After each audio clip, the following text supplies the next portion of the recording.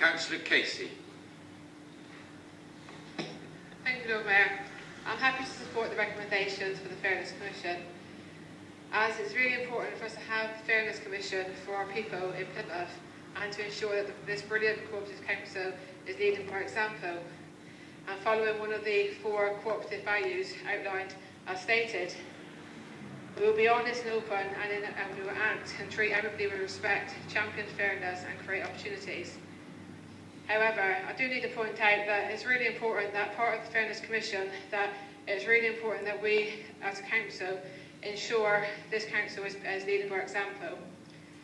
I need to point out that the Fairness Commission, then it's really important that the behaviour of certain members reflect this. So we are following the value of treating people with respect. We show that we are not avoiding unnecessary profanity against our own colleagues and members of the public, behaving like school playground bullies and very immature ways on social media. Also, before this very young councils the next day, not very far from me, we've heard of a bunch of rowdy, undisciplined Labour councillors standing behind the doors, very disrespectful, when we couldn't even hear the chaplain saying his speech.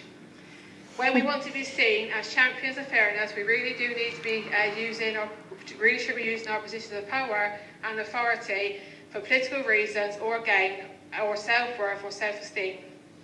When we are looking at creating opportunities, we really don't want to be seen to be trying to stop members of the public or members of this council speaking at events or stopping certain businesses to be involved. Furthermore, perhaps we would be more fair in our own council meetings by being more open and transparent, by allowing the opportunity for speakers at our meetings to have a chance to interject with debates after they have given their speech, and allow our own public supplementary questions, as this would of course avoid unnecessary situations such as members of the council shouting out and trying to have their say, as this would ensure fairness and cooperation. This would prevent embarrassing situations to have to evict members of the public and the council just for having to correct what has been said or maybe misconstrued or defend a deliberate comment made about them once they cannot respond.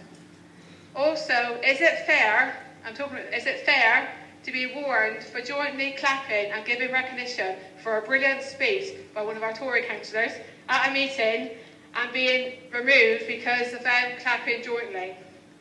Also, of course, it can be seen as being undisciplined and disruptive and disrespectful, but when, of course, it's more about being seen as unfair and undemocratic and not equal.